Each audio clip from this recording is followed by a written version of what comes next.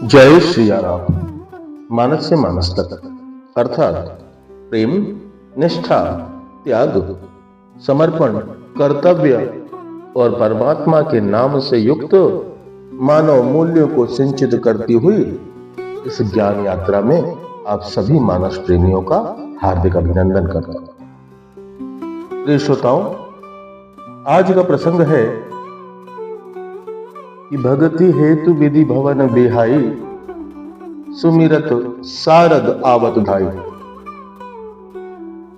कि कवि के स्मरण मात्र से भगवती सरस्वती ब्रह्मलोक के समस्त सुख और वैभव को छोड़ करके दौड़ करके कवि की जीवा पर विराजमान हो गए। तार्किक दृष्टि से देखें महाराज तो विद्या की देवी सरस्वती भगवती वाणी का मूल निवास स्थान मूलाधार में है और यह मूलाधार से उठ करके ऊर्ध्वगामी होती है और वैखरी तक पहुंचती है, कंठ तक पहुंचती है, हमारे मुख से निकलती है। और ये सब कब होता है? जब हमारा ध्येय पावन होता है। कहने का आशय यह है कि भक्ति हेतु विधि भवन बिहाई, कि राम जी की भक्ति के कारण ही भगवती वाणी मूलाधार से उठ करके कंठ तक पहुंचती है। बड़ा स्पष्ट कारण है महाराज। श्री राम जी का जो यशगान है, राम यशगान भक्ति जो है, बड़ी दुर्लभ और बड़ी अलभ्य वस्तु, आसानी से नहीं मिलती। और इसी अलभ्य वस्तु को प्राप्त करने के लिए स्वयं शारदा जी ब्रह्मलोक के समस्त आनंद और वैभव को छोड़ करके कवि के जीवा पर विराजमान हो जाता है। आइए इस अर्दाली के माध्यम से समझते हैं कि वास्तविक अर्थों में कवि क्या कहना चाहता है। भगति हेतु विधि भवन बिहाई, सुमिरत सारद आवत धाई। प्रिय श्रोताओं, वाणी के 4 प्रकार होते हैं। 4 प्रकार में विभक्त किया है वाणी को। परा, पश्यंती, मध्यमा और वैखरी। पुनः बताता हूं, वाणी को 4 विभागों में विभक्त किया गया है, 4 भागों में बांटा गया है। प्रथम परा, द्वितीय पश्यंती, तृतीय में मध्यमा और चतुर्थ वैखरी। ये 4 प्रकार की वाणी हम सबको प्राप्त है, परंतु जिस वाणी का हम अत्यधिक प्रयोग करते हैं वह वैखरी है। आइए इसके क्रम को समझते हैं, ऊर्ध्वगामी क्रम को समझते हैं। वाणी का ऊर्ध्वगामी क्रम कि मूलाधारस्थ पवन से संस्कारी भूत ब्रह्म शब्द ब्रह्म रूप स्पंद शून्य बिंदु रूप मूलाधार में स्थित वाणी को परावाणी कहते हैं। और यही जो बिंदु रूप स्थान है, यह कुंडली का मूल स्थान है। वही परावाणी जब उस पवन के साथ नाभि कमल तक आती है और वहां कुछ स्पष्ट अभिव्यक्त होने पर यह मन का विषय होती है, तब इसे पश्यंती कहते हैं। ये दोनों ही वाणियां योगियों को समाधि में निर्विकल्प और सविकल्प ज्ञान का विषय होती है।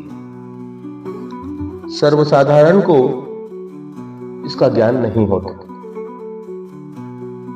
वही वाणी हृदय तक पवन के साथ आती है और कुछ अधिक स्पष्ट होती है, परंतु हम इसे सुन नहीं पाते।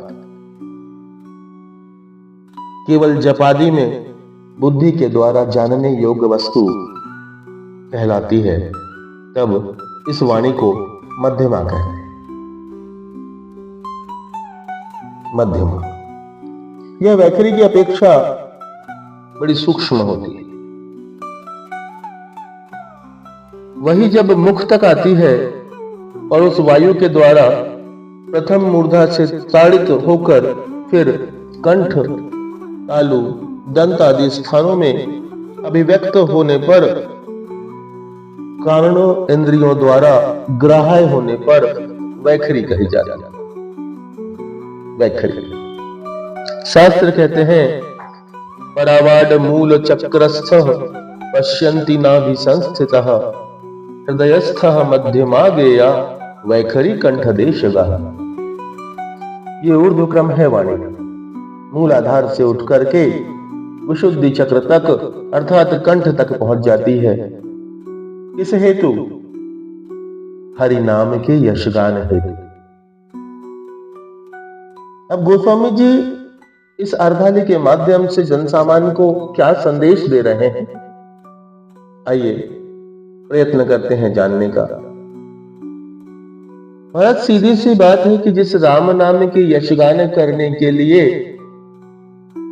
पराशक्ति, परावाणी अपने मूल स्थान को छोड़ करके कंठ तक आ जाती है, जिस राम नाम के यशगान है।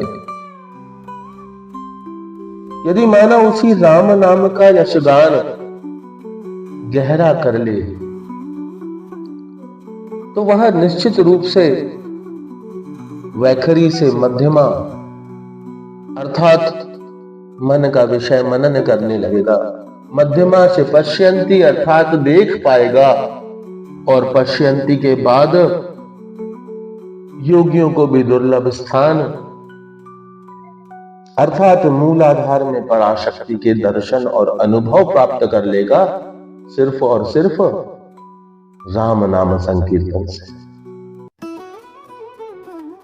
कारण यह है महाराज की जो परा शक्ति का स्थान है, परावाणी का स्थान है, वहां कुंडलिनी का निवास। मूलो निद्र भुजंग राज सुदर्शिम यान्तिम सुषुम्नान्तरः भीत्वाधार समूह मांसुम विलसद सौदामनिम सन्निभां व्योमां भोज जगतेन्दु मंडल गलद दिव्या मृत्युधोपलुप्तम संभाव्याम स्वग्रहगतां पुनरिमां संचिन्तयेत कुंडलिनी। एक प्रार्थना की गई थी शास्त्रों में कुंडली की, कि मूलाधार से सहस्रार तक और सहस्रार से पुनः मूलाधार तक की जो यात्रा कुंडलिनी शक्ति करती है,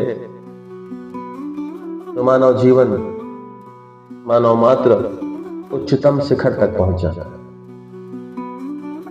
और यही संकेत गोस्वामी जी इस अर्धाली के माध्यम से देना चाह रहे हैं कि जिस पराशक्ति के अनुभव के लिए मानव मात्र, ऋषि मुनि, सिद्ध योगी जन जीवन पर्यंत भटकते रहते हैं, बड़ी आसानी से, बड़ी सहजता से प्राप्त किया जा सकता है। भगति हेतु विधि भवन विहाय। इसी अर्धाली के माध्यम से गोस्वामी जी ये समझा रहे हैं कि श्री राम नाम का जो जप है, संकीर्तन है, मनन है, वह नाम ही इतना सक्षम है कि आरंभ तो आप वैखरी से करोगे, परंतु जब आरंभ करोगे ना, और जब मनन की स्थिति में पहुंचोगे तो मध्यमा, और जब उस राम नाम को देख पाओगे अपने अंदर तो पश्यन्ति, और जब उस राम नाम की ऊर्जा का, उस शक्ति का अनुभव आपके शरीर में आ जाएगा, स्पंदन आना चालू हो जाएगा, तो निश्चित मानो प्रभु, निश्चित मानो मेरे श्रोताओं, आप उस परावस्था में पहुंच जाओ जिसको पहुंचने के लिए योगियों को अपना पूरा जीवन तपस्या करना पड़ता है, योग साधना करनी पड़ती है, नाना प्रकार के प्रपंच करने पड़ते। बड़ा सहज है मानस में केवल राम नाम, और इसी नाम के जप से, इसी नाम के निरंतर मनन और संकीर्तन से वैखरी से परा तक पहुंचना बहुत सहज हो जाता है। यही भाव है इस अर्धाली के आनंद आपको आया होगा। आप और आपका परिवार स्वस्थ, सुरक्षित और सुखी रहे।